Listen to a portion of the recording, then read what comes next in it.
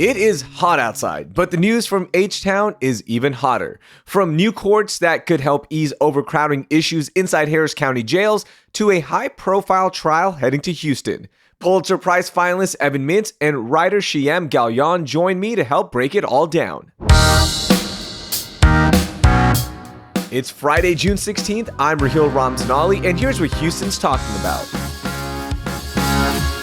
Oh yeah, we've got a long weekend on the horizon, but first we're going to recap a busy week in the city of Houston. Shiyam, welcome in and welcome back. It's been a while. How are you? Raheel, it's so great to be back. Thank you so much. I'm doing great. I just finished like a 3-week road trip across the country, and I'm so happy to be back in Houston where I'm not going to drive for a few weeks. I love that. Evan, how are you?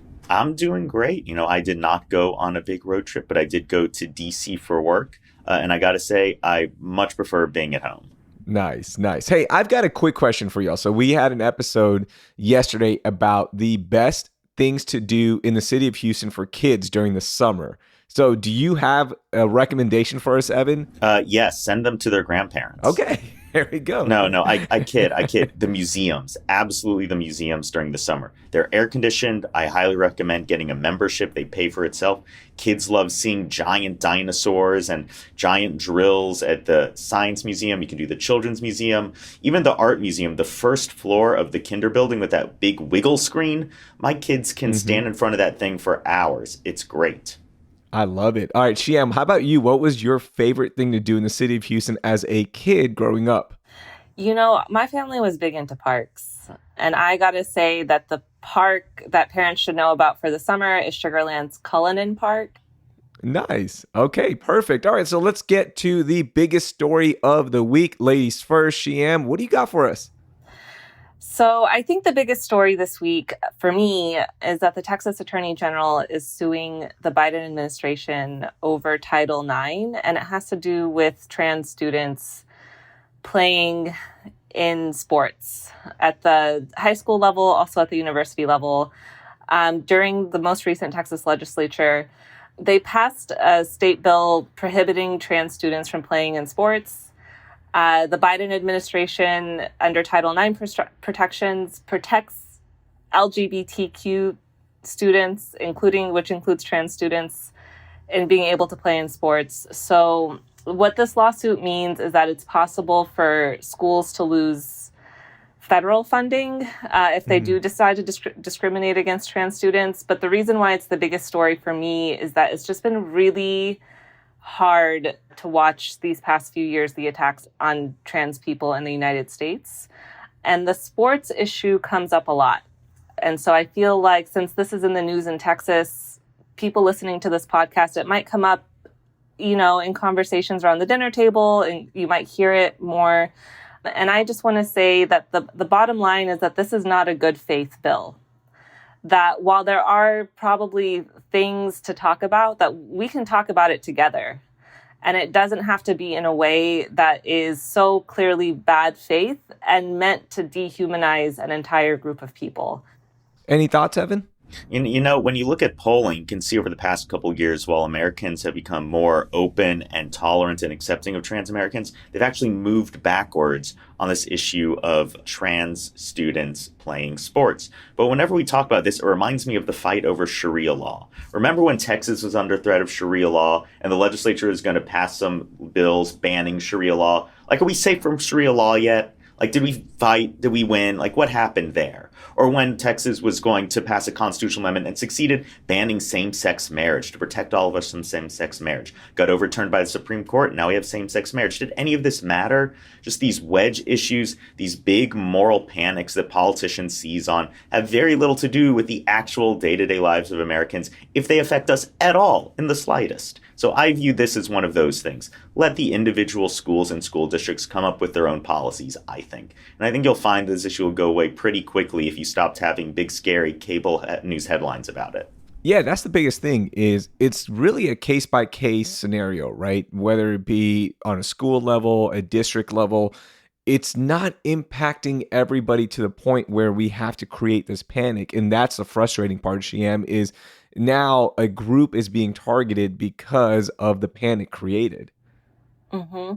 And this is just one of the state bills that was passed during the legislature targeting trans students. And the reason why I chose it as my top story is because it actually has brought back memories as growing up as a young Muslim kid in Texas. And, one of the things is that, this panic around trans people has been happening for a couple of years now. And the point of it is to normalize it. There's many other groups in the United States who have gone through this same process. And it's really important to constantly say, this is not okay. This is how you can talk about it when it comes up. And really the goal should be to disarm people's fear, because there are people who are interested in keeping you afraid. Mm-hmm.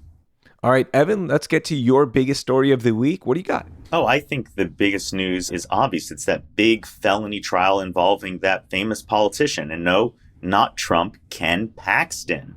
For those who don't know, since 2015, Ken Paxton has been facing felony charges for white-collar crime, trying to get people to invest in a company without disclosing that he owned 100,000 shares of stock in it. That is illegal, and he faces up to 99 years behind bars. But the original charges were brought by a grand jury in Collin County, where Paxton is from. The original judge had to recuse himself because of conflict of interest. Ken Paxton's a notable politician. Everybody there knows him. The trial got moved to Harris County as an independent location. Paxton sued, or a complaint saying that they did not have the right to move the trial. It's been going back and forth forever.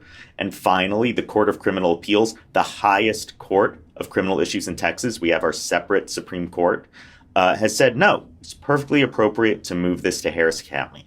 So hopefully we'll finally see Paxton go to trial. His defenders will say that finally he'll be vindicated and shown innocent. Everyone else will say, no, it's pretty clear he did this. But I just want to see this trial come to a conclusion. When do you think it starts?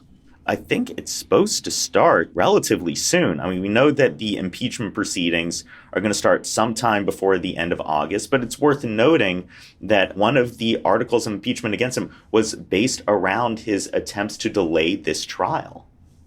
Wow. So Houston is going to be home to one of the highest profile trials, and we'll see what happens. The move here, what does that mean for Paxton? I mean, for Paxton, he and his defenders would say that this is unfair. It's a bunch of dang libs on the jury, that he's not going to get a fair trial. But if you're in Collin County, he'd have a bunch of people who may be related to him, connected to him professionally, politically, in one way or another. I think that trial by jury is one of the best and highest examples of a free and open society and a democratic society. 12 random people get to be on that jury, and they get to decide whether he's guilty or innocent. I think that's really noble, and it's something that we miss, particularly as sometimes we start to look more towards experts, more towards some sort of academic elites to find answers. But sometimes those real questions of guilt and innocence come down to not just a technical reading of the law, but a general sense of what justice is. And I think 12 people will find that. All right, my biggest story of the week is actually the hottest story of the week that everybody's talking about, and is literally the hottest story of the week, and it is the weather outside. We are about to enter a high pressure system that is going to just park heat over us. We're going to be hitting some unusually high highs over the weekend. And by the way, this is scientifically confirmed now, because Climate Central says that the weather in Houston is 4.2 degrees hotter than it was from the range of 1970 to 2022. So we are literally hotter as a city now, and we can feel it. And usually this temperature range doesn't start till July or August, but we've already hit some crazy days. On average, 53 days are hotter than the average. So, I mean, we are just getting blistered right now with some heat waves. So be safe out there, please. The city has opened up cooling stations. ERCOT, by the way, has issued their first weather watch of the year. So be careful in terms of, those rolling blackouts that we're afraid of, the brownouts, all that stuff. So it could be a crazy weekend. I just wanted to let everyone know this is nuts, okay? We are burning up in the city already. No, it is insane. My tomatoes are literally cooking on the vine. I go out into the garden and it smells like marinara. Hey, that's not Oh my a bad God, thing. Evan. Oh my God. So as you were saying that, Raheel, I kept imagining my friend and I have standing seats for the Houston Dash game this weekend, and I just imagined us sizzling under the sun. And I was like, oh man, drinks are gonna have to be on me because Raheel's telling me that we're gonna have heat strokes or something. But to be like, jokes aside, what I'm really hearing is that we really need to be careful and monitor the heat. Mm-hmm. Yep, absolutely. Absolutely. Let's get to our most overlooked story of the week. Shiyam, what do you got for us? My most underlooked story this week is how Texas Governor Greg Abbott has sent a bus of migrants to Los Angeles. It arrived late Wednesday night. And this was hard to read about, and I felt was like an underlooked story for a few reasons. One, this has been going on for a while. And similar to my top story, when things have been going on for a while, it can kind of become part of the everyday. And this is still, it's not normal. Two, because after Biden ended the COVID era border policy, which said, hey, we're going to turn away anyone who wants to seek asylum, like they don't even get a court date or anything, there was an expectation that the border would be flooded with people again. And that hasn't happened. So the Texas-Mexico border has been kind of a quiet issue. But there are still people crossing, trying to seek asylum. And after the COVID era policy ended, our current federal policy has become even stricter. And we do need more attention on it. People have the right to seek asylum. And after traveling for so long, being put on a bus and then sent to a completely different city to make a political point, it really just speaks to the state of the Texas Republican Party. Evan, any thoughts? No, I was just reading the book 1 Billion Americans by Matt Iglesias, which argues to make America a bigger country, bigger population, so we can maintain a sense of global leadership through the 21st century. And one thing he keeps pointing out throughout it is that there's all this fear around immigrants and their impact on economics and job markets and all this stuff. But when you dig into it, immigration has a overwhelmingly net positive effect on the cities where people move to. And I just can't help but feel like that shipping people away from our state is shooting ourselves in the foot. You grow an economy through two ways, either by adding people or adding productivity. If you got a bunch of folks coming here saying, I want to work, I want to get a home, I want to climb that economic ladder, let them. That is good for us. That's good for everyone. And it just feels like the politics and imagery is leading the way rather than actually sitting down and thinking, what can we do that's good for Texas? Really good point there. Really good point. Evan, let's stick with you. What is your most overlooked story? I think the most overlooked story is that Greg Abbott signed a bill adding new courts to Harris County, 6 new criminal courts and 1 new civil court. And for the past, say, 2 years or so, 2-3 years, there's been this huge debate over crime in Harris County. Crime skyrocketed in Houston and Harris County. It skyrocketed all across the country. But when you really dig into it, one of the problems we've had is a massive court backlog, something caused by Hurricane Harvey and COVID and a bunch of other management issues going down in the courts in the DA's office. But we haven't had a significant addition of new courts in years, certainly haven't kept up with population growth. So I really think that adding this will help clear that backlog, keep the amount of time that people have to wait before trial, bring it down, shorten that amount of time, less opportunity for new crimes to be committed while out on bail, and really just get us back to a sense of normalcy. How will this also impact the Harris County jails, right? Because you said the time for trial will be a little bit quicker. That could help with the population inside the jail, which has been a big story as well. Absolutely. We've had to pay to ship people to other facilities because the jail is overcrowded. I think if you have a quicker processing, which you'll get by adding new courts, you'll be able to shrink the number of people held behind bars pre-trial. You'll also give judges a little bit more flexibility to decide really who should be held behind bars and who shouldn't. I know that there's pressure from some tough on crime folks to say, hey, judges are letting people go who shouldn't be let go. It's kind of hard to say, let's detain more people when the jail's already overcrowded. My most overlooked story of the week, Houston region animal welfare organizations are teaming up to address shelter overcrowding, a problem that has plagued our region and our city for years. So 16 local animal welfare and municipal organizations have announced the formation of the Gulf Coast Animal Welfare Alliance. Now, why is this important? Well, Becky Best, the director of the new alliance, said that the underserved areas in our city and our region are the ones that are really feeling the weight of so many animals being on the street, right? With shelter overcrowding, you cannot get animals in, and now these animals are all over the street, so you can't even get to the bus without the fear of a dog coming up to you. By the way, our city once again led the nation in dog attacks for postal workers. So this is something that has impacted our city, and hopefully this new alliance will help lower the amount of animals on the streets, and we can get them into shelters and hopefully adopted as well. I love that. And actually, when you were talking about the heat wave, I was thinking about how it would impact the animals. And so that's really great to hear. Any thoughts, Evan?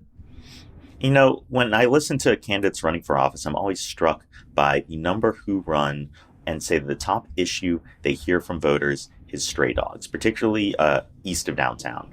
I think this is a major issue, and we haven't leveraged the public resources necessary to really get at it. So the organization is going to be turning to the communities that are underserved in the coming weeks to find out what exactly they can do, and they can start formulating a plan and start executing that plan as well, so we can get some of these stray dogs, cats, and other animals off the street, and hopefully that community can benefit as well. All right, let's get to our moment of joy, because it has been a long, hot week. Shiyam, tell me what sparked some joy in your life. Well, actually, I started a new job this week. Nice. So Congratulations. Thank you. So excited about it. Love the new team that I'm joining. It's a remote job and it's a writing job.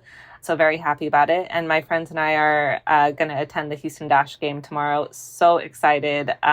Houston Dash makes me so happy. There's only 7 women's soccer teams across the U.S., like national soccer teams. And we have one, and that's pretty freaking awesome. Nice. And that game is at 7:30 p.m. So good, Shiyam. You're not going to be burning up too much. The sun will be setting probably in an hour or so. So it might be a little hot, but it is covered. The stadium is a little covered, so you should be okay.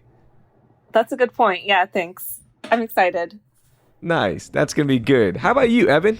My moment of joy this week was reading Texas Monthly's Best and Worst Legislators list.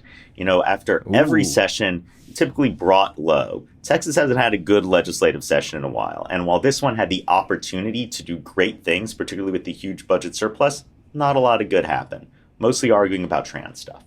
So being able to read Texas Monthly writers excellently praise or fillet legislators based on how they did always brings me a smile to my face. And particularly seeing mayoral candidate John Whitmire on their worst list was fascinating. I like to see how they reflect on Houston individuals. And so it's just striking to me that a man who wants to be mayor of the city is viewed as one of the worst legislators by the experts up in Austin. Wow. I didn't know that he made that list as the worst. Anybody else stand out for you? Well, one of the best from Houston was Armando Wally, and they identify how he's able to work in the Democratic minority as a general ally of Republican leadership to be able to get things done while also stand up for issues that he feels are important without kind of getting himself kicked out of the tent, that he's able to navigate that narrow tightrope effectively. And I find that to be fascinating. Yeah, Armando Wally truly just cares about the people. I've had a chance to spend some time with him, and at the end of the day, it's not about him. It's all about the city. It's all about his constituents, and that is more what we need in the political space. By the way, Evan, speaking of Whitmire, did you know that our candidates for mayor actually had a forum about the arts this past week? Like, nobody's talking about this, and it wasn't broadcast anywhere. Oh, I know. And it's kind of ridiculous to me, I've got to say, to have the first big mayoral forum focus on the arts. Now, I love the arts. I'm a big arts fan. The arts are important. But it kind of feels like a second-tier issue when you're running for mayor. You know, like maybe talk about the budget or flooding or community safety or the economy. But like the arts, I don't know. I question the idea of making that first. All right, my moment of joy, it's Father's Day on Sunday, so that means I get to go to the beach and relax in this 103-degree weather on Galveston. It's going to be great. By the way, Galveston Island State Park is now open again, so I get to go back to one of my favorite parks in the area, so hang out there. We're also going to go check out the Juneteenth mural that Reginald Adams painted, so I want to go check that out. We had an interview with him earlier this week on the podcast, and he is so inspiring, and I just want to go check it out and educate my daughter as well, the 8-year-old, because she's the only one that can learn about it right now, just about how important Juneteenth is to our region. So I can't wait. It's going to be a good day. That is awesome. Evan, you're also a father, and you have... Yes. Are you going to do any father things this weekend? I mean, I kind of feel like that my role as a father is to be stoic in these moments and just be happy with whatever happens. Yeah, just don't set any expectations, right, with gifts or what's going to happen. Just go. It's another day. It's Father's Day. Every day's Father's Day. Exactly. Like, on Mother's Day, I try to make a big deal out of it or do something for my wife, and she kind of expects it. For Father's Day, I'm like, can you give me an extra 15 minutes to go to the garden? I love it. I love it. Evan, happy early Father's Day. Shiyam, thank you so much for joining us as well. Have a great weekend. Thanks, y'all. I'll talk to you later.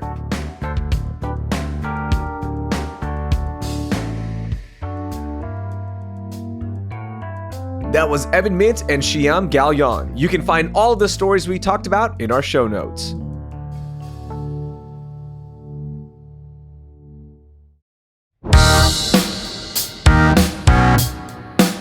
That's all for this week on CityCast Houston. Our lead producer is Dina Kespa. Our producers are Carleon Jones and Elizabeth Kama. Our technical director is Noah Snyderman. Our newsletter editor is Brooke Lewis. And the host is me, Raheel Ramzanali. Our music is by the band All the Kimonos. We're off Monday, but we'll be back on Tuesday with a guide to Houston's best burgers. Thank you for listening, and I hope you learned something new.